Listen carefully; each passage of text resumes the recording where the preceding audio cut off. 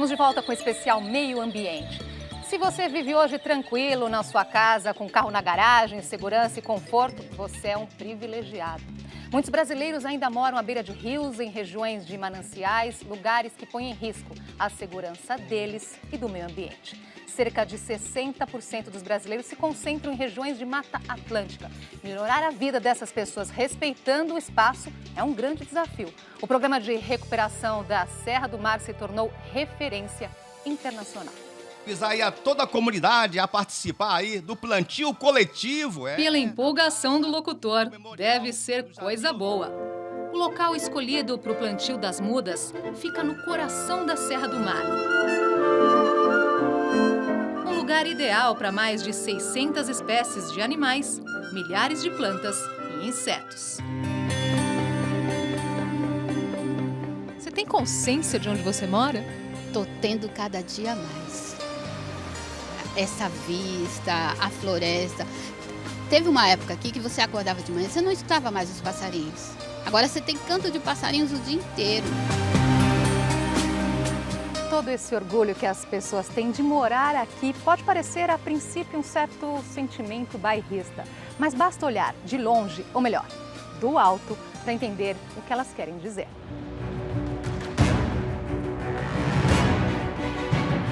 O Parque da Serra do Mar tem 330 mil hectares. Abrange 15 municípios da região metropolitana de São Paulo e da Baixada Santista. Nele está a maior área do pouco que restou de Mata Atlântica em nosso país. A mão do homem pesou e muito nesse processo de extinção. Famílias de todo o país começaram a chegar aqui na década de 1940 para a construção da primeira pista da rodovia Anchieta e acabaram erguendo suas casas na mata. Um progresso que custou caro para o meio ambiente. Roque viveu essa época. O pai dele trabalhou na construção da Via Anchieta. Tem uma época que teve uma enchente aqui na Cota 200, na serra, o qual a água invadiu as casas e estava em cima do morro. E ficamos um pouco até aqui na cota um pouco ilhado. Tempo que ficou para trás, como lembra o Barbosa, lá da rádio comunitária Voz do Morro. Qual foi a melhor notícia que você deu aqui? A transformação das pessoas, a saída das pessoas de uma área de risco. A rádio foi criada justamente para divulgar as ações do programa de reurbanização e chamar a comunidade a participar. Além dessa informação com a comunidade, nós começamos a elaborar oficinas de rádio, TV, jornal e mídias sociais totalmente gratuitas para a comunidade. Desde 2009, quando começou o processo de recuperação da Serra do Mar, 7 mil famílias já foram removidas e levadas para conjuntos habitacionais na cidade de Cubatão. E mais de 1.200 hectares do parque recuperados. Para a comunidade, os projetos sociais têm uma importância fundamental, que é dessa transformação ser acompanhada por uma mudança também na identidade. Então, ela não pode ser parte do problema, ela tem que ser parte da solução. Outro exemplo dessa solução acontece no ateliê Arte nas Cotas, onde Márcia estampa mais uma de suas criações. A gente vai para a mata e lá dentro da mata a gente escolhe, né? Porque tudo é bonito. Estampas que vão para camisetas, vestidos, cadernos, toalhas de mesa. Mas o maior orgulho dessa turma é a cara nova que elas dão aos muros da comunidade. Resultados como esse fizeram do programa Serra do Mar o maior desse tipo no mundo, de acordo com o Banco Interamericano de Desenvolvimento. E deram às famílias oportunidade de querer mais. Eu nasci aqui, cresci, casei, mas não penso em ir embora daqui agora com toda essa arte. Quiser vir me visitar, esse é o meu quintal.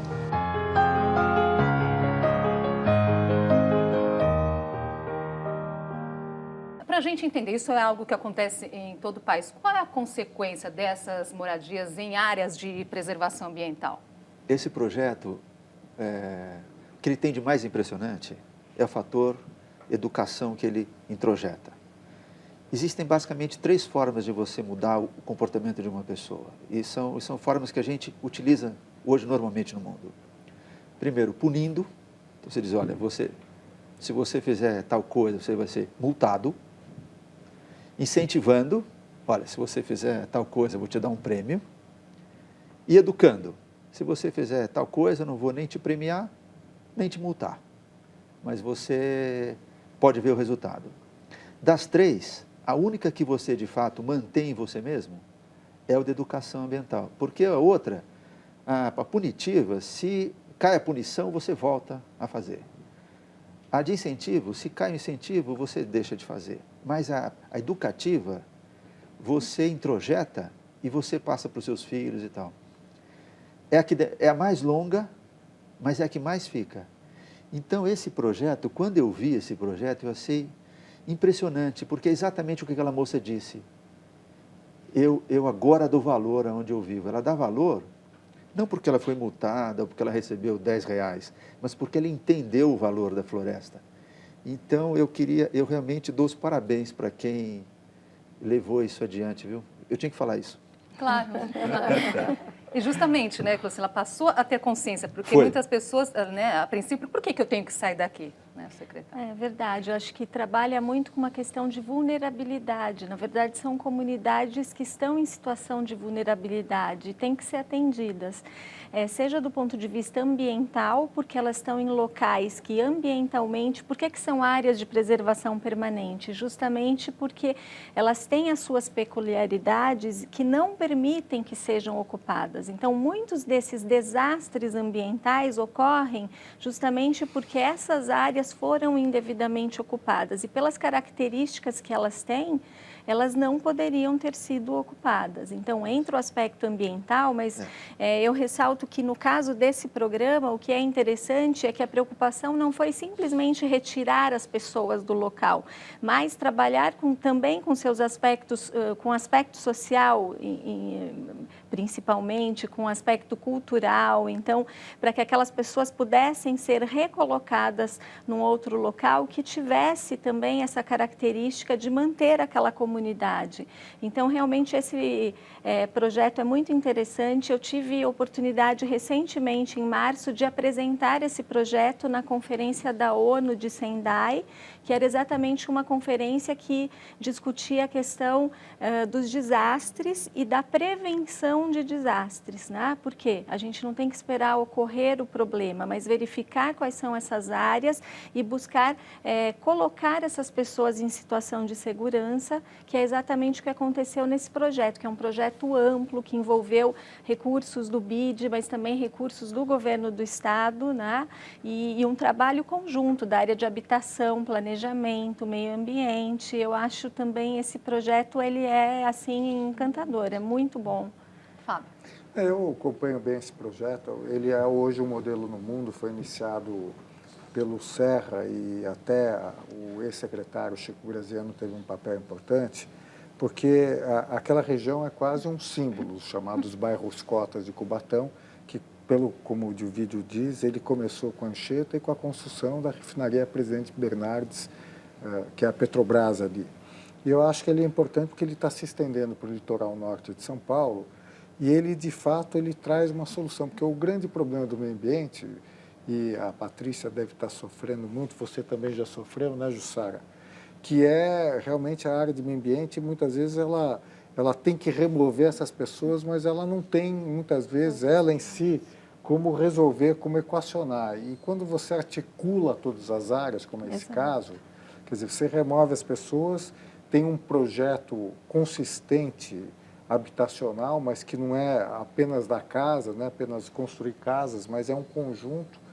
E eu acho que se esse projeto pudesse ser replicado no Brasil, ele seria muito importante, porque a Patrícia mencionou isso. O Brasil tem um problema que ele não leva em consideração, que são milhões de pessoas em área de risco. E com o problema do aquecimento global, ou seja, de chuvas muito intensas, especialmente na região da Serra do Mar, essas pessoas estão, como foi dito aqui, vulneráveis. Quer dizer, primeiro, não se pode admitir que essas pessoas ocupem essas áreas. Isso é, na verdade, uma morte programada. E segundo, você vai ter que remover em algum momento essas pessoas porque elas estão sob risco intenso, esse risco vai se agravar nos próximos Agora, anos. Jussara, como garantir a continuidade de projetos como esse? Que a gente sabe que muitas vezes esses projetos de cunho ambiental ou social, seja do poder público ou mesmo de organizações não governamentais, muitas vezes eles param no meio do caminho. Eu acho que a semente está no que o Fábio levantou agora, que é a integração de todas as áreas e, obviamente, a participação da comunidade. Se ela participa, se ela é parte da solução, ela participa, aprende, vai replicar e vai defender este modelo para que haja continuidade. Se há uma integração das várias áreas, então, quando a gente fala de sustentabilidade, de desenvolvimento sustentável, é justamente isso, né? Você levar em consideração o fator econômico, social e o meio ambiente, não é o meio ambiente sem considerar as pessoas, que é uma crítica que a gente, como ambientalista antigo, já passava, né? Sofria isso no passado, não é isso.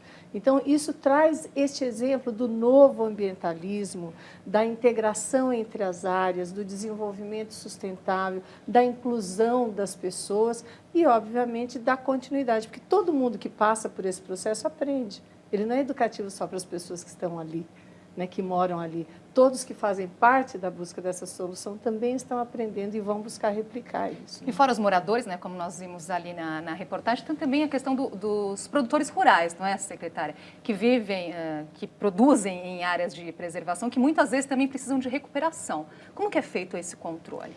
Então, na verdade, essas áreas, aquelas que são classificadas como áreas de preservação permanente, não poderiam ter essa continuidade de produção. Assim como no estado de São Paulo, a gente tem um trabalho grande em relação à reserva legal, que tem que ser estabelecida e tem que ser fixada a partir do Código Florestal, já do Código Florestal anterior, desde o primeiro, mas que de fato não ocorreu no estado de São Paulo. E hoje a gente tem aí todo um trabalho para que esses produtores se inscrevam no CAR, que é o Cadastro Ambiental Rural, e possam, então, estabelecer quais são as áreas de produção. O CAR, ele já é todo, se coloca, na verdade, a metragem que é ocupada pela propriedade, onde seria essa reserva legal. E, enfim, com isso o proprietário vai ter que aderir também ao PRA, que é o Programa de Regularização Ambiental, para que essas áreas de fato tenham, voltem a ter a sua, vamos dizer, ocupação original, que é exatamente você conseguir fazer a restauração ambiental, a restauração ecológica dessas áreas. Tem uma razão de ser, né? Áreas de preservação permanente, como eu falei, elas não podem ser utilizadas justamente por características próprias delas e não simplesmente porque há uma imposição da lei. A questão não é legal, tanto que nós vemos quantos acidentes ocorrem quando essas áreas são indevidamente utilizadas. Professor. Eu soube há pouco tempo atrás de uma pesquisa que está sendo conduzida na Amazônia, que está avaliando a qualidade de vida dentro de populações que vivem em áreas de reserva e áreas fora da reserva. E o resultado preliminar dessa pesquisa mostrou que populações que vivem dentro de reservas cuidam da reserva. E populações que vivem fora da reserva não ligam tanto para a natureza. E quem está na reserva tem a consciência que está na reserva e cuida daquela área. Tudo é mais bem cuidado e gerido. Então, essa consciência do local que você está, da importância do local que você está, muda todo o quadro, tem mudado todo o quadro e está acontecendo isso na Amazônia hoje. Agora, uma outra questão aqui que cabe, envolvendo também progresso, meio ambiente, é a questão dos licenciamentos para obras de infraestrutura, né? Não é à toa que nós vemos aí muitas vezes os prazos se prorrogarem. Qual o desafio aí? Como responder a essas demandas sem causar prejuízo ao meio ambiente? A lei, a gente tem muitas coisas, muitos instrumentos e muitos, fugiu a palavra agora, mas muitas saídas legais, né? Lógico que em áreas que não pode ter empreendimento, não podem ter, né? Mas passa por uma mudança, eu acho, Andressa, de entendimento do próprio empreendedor dessas áreas que são reservadas, elas são áreas de preservação permanente, por exemplo. elas não podem ter construção e tem motivos para isso, né? E isso tem que ser conversado, tem que ser pactuado. Eu entendo que há uma ansiedade e até uma visão, acho que equivocada, do ponto de vista do mercado, né? De que o meio ambiente impede que determinado setor se implante em determinada área, mas existem motivos para isso, e isso tem que ser conversado. Eu acho que é um processo de aprendizado geral. Eu só queria assinalar e reforçar o seguinte: o licenciamento ambiental tem uma característica muito importante, que é a participação da sociedade. Quer dizer, se tivesse havido o licenciamento ambiental de Angra dos Reis, ninguém permitiria, na verdade, localizar uma usina nuclear onde ela está. Outros empreendimentos, como Balbina, aquela hidroelétrica que é considerado o maior insucesso do mundo, também, se tivesse sido debatido com a sociedade, o resultado seria outro. É óbvio, a gente da área de meio ambiente sabe que a gente tem que melhorar o licenciamento ambiental, ele ainda tem uma carga muito grande burocrática e cartorial, mas, Andressa, eu queria ressaltar isso. Talvez, na Constituição de 88, o licenciamento ambiental seja o instrumento mais importante que garante a participação. Antigamente, o sujeito resolvia fazer uma avenida e passar pela sua casa e ninguém poderia discutir, ou mesmo uma rodovia, uma hidroelétrica. Quer dizer, hoje, com o licenciamento ambiental, quer dizer, a sociedade tem a possibilidade de participar. E essa participação, às vezes, é demorada, porque há uma polêmica que não é o licenciamento que gera, é que ele abre a possibilidade das partes se manifestarem. Então, eu estou falando isso porque muitas vezes se atribui ao licenciamento ambiental atrasos de hidrelétricas, mas eu acho que, como a Jussara falou, infelizmente o empreendedor, inclusive o empreendedor público, o poder público, ele, na verdade, ele acha que ele está acima da lei, então ele não cumpre. No caso aí das grandes usinas, dos grandes empreendimentos, Belo Monte, mesmo as outras usinas, às vezes a qualidade do produto é muito ruim. Então, eu só estou colocando isso até para defender o licenciamento. Quer dizer, o licenciamento tem que melhorar, nós todos aqui reconhecemos, mas ele é um instrumento essencialmente democrático e que melhora a qualidade dos empreendimentos. Olha, nós vamos para mais um rápido intervalo e a gente volta já com o Especial Meio Ambiente.